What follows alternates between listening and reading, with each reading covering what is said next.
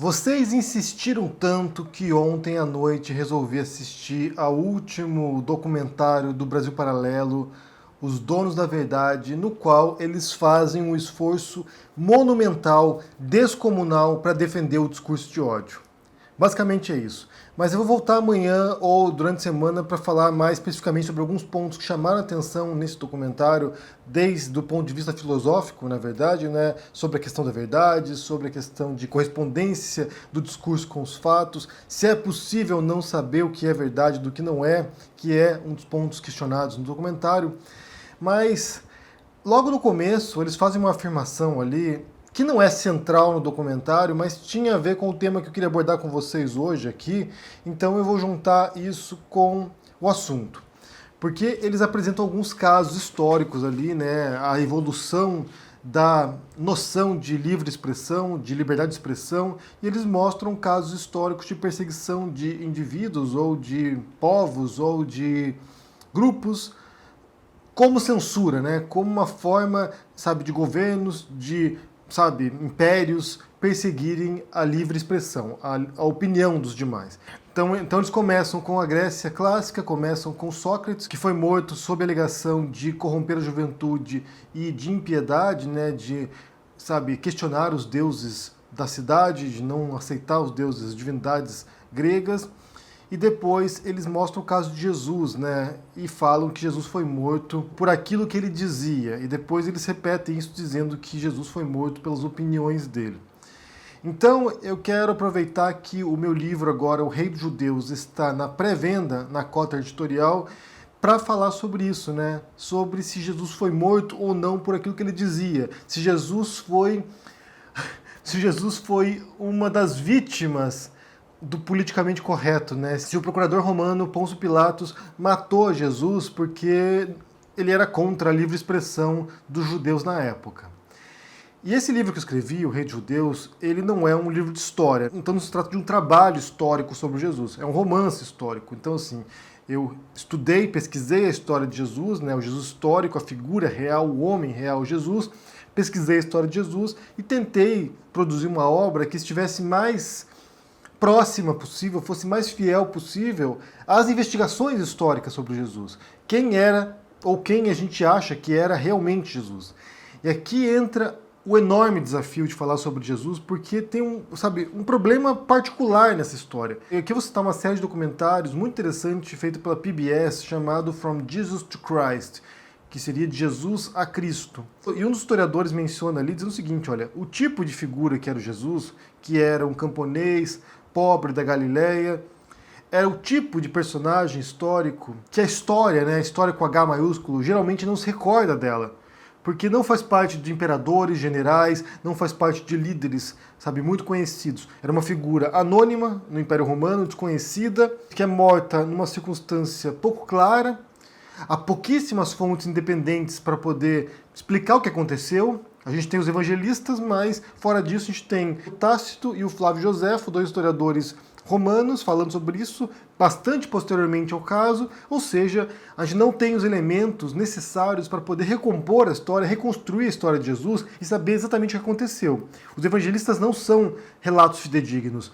Os evangelhos não são documentos com o propósito de relatar historicamente, factualmente o que aconteceu. São documentos doutrinários, são documentos dogmáticos. Eles estão passando a boa nova, a boa mensagem de Jesus. Eles não tinham intenção de contar ponto a ponto o que realmente aconteceu. Então, segundo os historiadores, eu não tenho acesso nesse momento às referências que eu usei para escrever o livro Rei dos Judeus, porque eu concluí esse livro em 2003, né? Então tem um bom tempo desde que eu produzi esse trabalho. Mas uma das referências que eu usei foi esse aqui, A History of Christianity, de Paul Johnson. Em português tem esse livro, eu não sei se está disponível em catálogo das editoras, mas talvez em biblioteca você encontre, que é a história do cristianismo do Paul Johnson. E nesse livro aqui, assim como em outros livros históricos que se encontrar sobre o cristianismo, sobre Jesus, há um certo consenso sobre o que a gente sabe de Jesus. Então, assim, o que a gente sabe de fato sobre Jesus? A gente sabe que ele era galileu, que ele era de Nazaré, ou seja, era alguém que estava naquela região ali, que ele pregou ao público, ou seja, atraiu um grupo, né, de apoiadores, um grupo de seguidores para ele, que ele foi batizado por João Batista. Esse é um dos fatos que a gente sabe realmente sobre Jesus, que ele foi morto, crucificado pelos romanos, e que o movimento dele, após a morte de Jesus, prosseguiu. Continuaram propagando a mensagem dele. Então é isso que a gente sabe. Todos os demais detalhes da vida de Jesus, todos os demais elementos da história evangélica são passíveis de dúvida, são passíveis de indagação. A gente sabe pouquíssima coisa sobre Jesus. Justamente porque as fontes elas não são tão confiáveis assim a ponto de nos fornecer uma resposta definitiva para esses assuntos.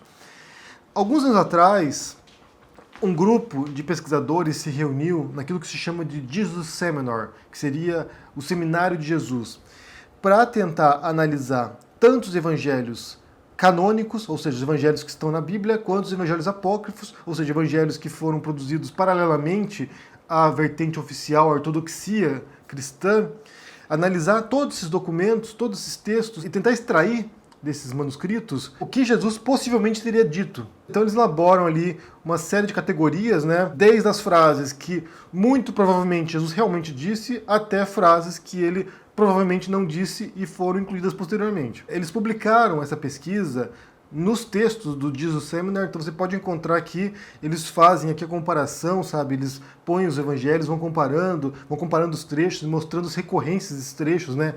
Frases que aparecem em diferentes evangelhos, tanto canônicos quanto apócrifos, e assim eles tentam extrair a essência, né? A base da mensagem de Jesus. Só para citar um exemplo para vocês aqui, né? Para vocês terem noção de como é complicado trabalhar com o texto bíblico, porque ele é muito contraditório entre si, você tem 4 evangelhos. A gente sabe que o primeiro deles que foi escrito é o de Marcos, possivelmente entre os anos 50 da era cristã, né? Anos 50 e 70. Depois você tem Lucas e Mateus e você tem, por fim, bastante depois, o evangelho de João. Tanto Lucas e Mateus, eles se inspiram em muitos elementos no texto do Marcos. E tem uma segunda fonte, que é chamada de fonte Q, que seria o Sermão da Montanha. Nesses 4 evangelhos, você tem, só para você ter uma visão da contradição, como eu disse, você tem discordâncias sobre qual foi a frase final de Jesus. Ele crucificado, pregado na cruz e supostamente testemunhos oculares, né, é o que se alega pelo menos, né, que esses 4 evangelistas seriam testemunhos oculares da carreira de Jesus, da morte de Jesus. Em 3 evangelhos, há uma descrição diferente do que ele disse na morte. Então, por exemplo, Marcos e Mateus concordam que ele teria dito, citando uma frase do Antigo Testamento, né, da Torá, Deus meu, por que me abandonaste? Eloi, Eloi, lama sabachthani. Isso aqui, tanto Marcos quanto Mateus dizem isso. Já em Lucas, a última frase que Jesus teria dito é: Pai, nas tuas mãos entrego o meu espírito. E havendo dito isto, expirou. E em João tem uma outra frase que é: está consumado, e inclinando a cabeça, entregou o Espírito. Então você tem 4 evangelhos, 3 frases totalmente diferentes. Então você tem, supostamente, né, em tese, né, que de acordo com a tradição bíblica, 4 testemunhos oculares, e as 4 pessoas, né, 3 pessoas pelo menos, ouviram coisas totalmente diferentes na hora que Jesus morreu. E esse certamente não é o único caso, né? Você tem divergências enormes em termos de narrativa, em termos de história bíblica, em termos daquilo que Jesus disse ou fez ao longo de sua carreira pública, né? Então esse é um dos grandes desafios para saber o que aconteceu de fato na história de Jesus, o que ele realmente disse, qual era a mensagem, sabe, a essência da mensagem de Jesus e o que levou à morte de Jesus.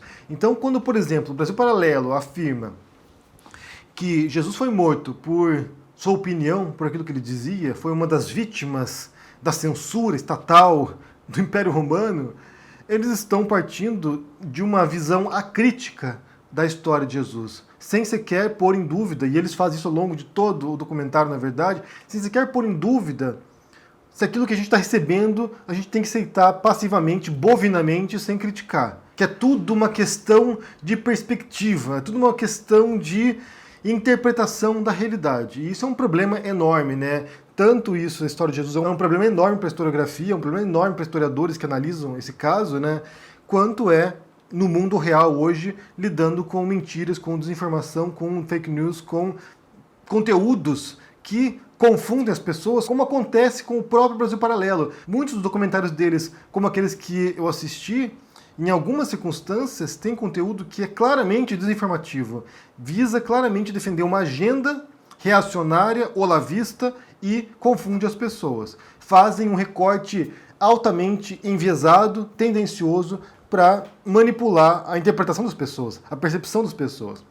Então, como eu disse aqui, trabalhar com a questão de Jesus histórico, aqui eu me refiro a essa investigação histórica sobre quem foi de fato o homem Jesus, e aqui a gente, sabe, não fala de teologia não, aqui não tem nada a ver com interpretação dos evangelhos, interpretação, sabe, dos dogmas cristãos, católicos, evangélicos, não, aqui a gente está falando da história de Jesus, quem foi o homem real de Jesus, e que foi a leitura, que foi essa interpretação que pautou a escrita do meu livro, O Rei dos Judeus. No Rei dos Judeus, o que eu tento fazer é juntar essas investigações, é claro, como eu disse, é um romance, então tem que preencher as lacunas com uma narrativa, né, com uma história ficcional, mas tentar juntar esses elementos que a gente sabe sobre Jesus e compor a história. E daí a gente vai para o julgamento de Jesus, né? O que aconteceu ali naquela noite, quando ele é preso e se ele foi de fato julgado por sua opinião ou não. Como eu disse, a gente não sabe. O fato é que a gente não sabe. Inclusive, as duas cenas que aparecem lá, que são representadas no julgamento de Jesus, tanto a primeira, quando ele é julgado pelo Sinédrio, né, que seria lá a cúpula dos sacerdotes judaicos, os saduceus, que teriam tentado incriminar Jesus como um herege, mas eles queriam transmitir a culpa para os romanos, ou seja, eles armam ali um julgamento de heresia para Jesus, por ele se dizer filho de Deus, armam ali um julgamento e depois transferem a culpa ou pressionam Pilatos para matar Jesus. Então, isso aí, até onde a gente sabe, aqui menciona o livro do Paul Johnson, eu vou até citar aqui o trecho no qual ele fala sobre isso, falando justamente sobre a contradição enorme que a gente sabe sobre Pôncio Pilatos, que era uma figura cruel, né, uma figura sanguinária, e ele é retratado nos evangelhos como uma figura titubeante, em dúvida se pune Jesus ou não, como se fosse uma pessoa compassiva. E depois o Pôncio Pilatos vira santo católico, inclusive. Diz o seguinte aqui, o Paul Johnson: estudiosos judeus e outros estudiosos alegam que o julgamento diante do Sinédrio nunca ocorreu, que a passagem que se refere a isto não se compara àquilo que a gente sabe a partir de outras fontes sobre o procedimento e as competências dessa corte, e que Jesus não fez nada que violasse a lei judaica, muito menos que levasse à pena capital, e que o episódio é uma ficção. Jesus simplesmente caiu no desagrado dos romanos, que o consideravam como um agitador político. Então essa é uma das teses defendidas, na verdade, né? Uma das principais teses, na verdade, sobre a punição de Jesus com a crucifixão. A crucifixão era a pena capital romana e era brutal, na verdade. Era uma pena de punição de dor mesmo. A pessoa ficava pregada na cruz lá por dias, sofrendo, sendo humilhada publicamente, ou seja, era uma pena de humilhação pública, além do sofrimento que causava. Então, nessa visão, e esse é um dos pontos que não tem dúvida sobre a carreira de Jesus, que ele foi de fato crucificado, porque não haveria nenhuma razão para os cristãos falarem isso, que Jesus foi crucificado, sendo que era uma pena humilhante. Há uma grande tendência a acreditar que Jesus foi preso pelos romanos porque foi considerado como uma ameaça política para a estabilidade da região. Basta de pensar, por exemplo, que Jesus foi crucificado na época da Páscoa, ou seja, era uma festividade que celebrava a saída, o fim do cativeiro dos judeus no Egito, quando Moisés vai lá e conduz os judeus para fora do Egito pelo Mar Vermelho. Então, seria uma festa celebrando a liberdade dos judeus. E naquele momento, no ano 30 da era cristã, você tem judeus celebrando a liberdade, a saída do cativeiro dos egípcios, estando sob o domínio romano, estando sob o controle do Império Romano. Então era aquela coisa, era assim, era uma celebração agridoce, né? Era quase uma farsa você celebrar a liberdade estando sob domínio de outro império. Então era um tipo de período que era bastante complicado e que o Império Romano tendia a punir com crueldade quem tentasse, sabe, qualquer tipo de sublevação, qualquer tipo de insurgência naquele período. E segundo o relato evangélico, a gente tem ali Jesus derrubando as barracas dos mercadores no templo, pouco tempo antes, na verdade, da celebração.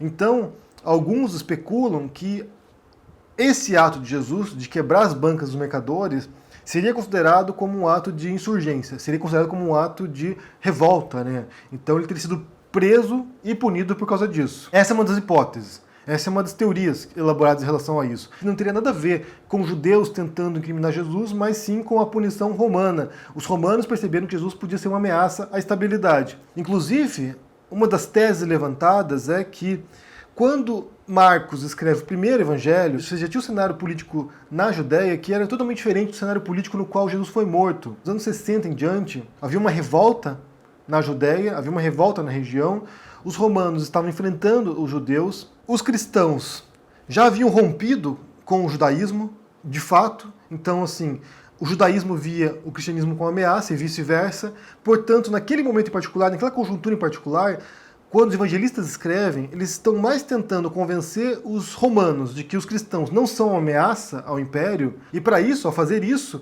eles mostram na narrativa evangélica que os culpados pela morte de Jesus não eram os romanos, não era Pôncio Pilatos, mas sim os judeus. Então eles transferem a culpa dos romanos para os judeus. Eles tentam passar um pano para os romanos, basicamente é isso. Os evangelistas eles passam um pano para os romanos. Bem, eu recomendo que vocês leiam, caso se interessem, o meu romance, O Rei dos Judeus, porque esses temas acabam aparecendo ali a partir dessa interpretação histórica da figura de Jesus. E vale se vocês encontrarem também ler pelo menos o primeiro capítulo desse livro aqui, História do Cristianismo, do Paul Johnson, no qual você vai ter ali uma reconstrução dessa difícil tarefa de reconstruir o período histórico de Jesus e saber de fato quem foi essa figura. A gente não sabe. A gente tem pouquíssimos elementos para entender quem foi realmente o Jesus histórico. Portanto, para concluir esse vídeo aqui, a gente não tem como saber realmente, como diz o Brasil Paralelo ali, se Jesus foi morto ou não por crime de opinião, porque ele estava exercendo sua livre expressão no Império Romano e foi morto por isso. Provavelmente não foi esse o caso. Provavelmente ele foi morto porque ele foi considerado como um risco político, um risco à estabilidade política, como um insurgente no Império Romano. E toda a cena do julgamento, por exemplo, também lá do Pilatos, né, escolher entre Barrabás e Jesus, é possivelmente também uma ficção, né? Isso não existe na lei romana de escolher isso, de selecionar alguém na Páscoa, não tinha isso. Então possivelmente também foi uma bela invenção dos evangelistas. Eu quero saber o que vocês pensam sobre esse assunto aqui, deixa embaixo no comentário, deixa o joinha, assine o canal, se torne membro do canal para dar um apoio aqui também. Confira o meu livro, né, na pré-venda O Rei dos Judeus, e a gente se vê por aí. Abraço e até mais. Tchau!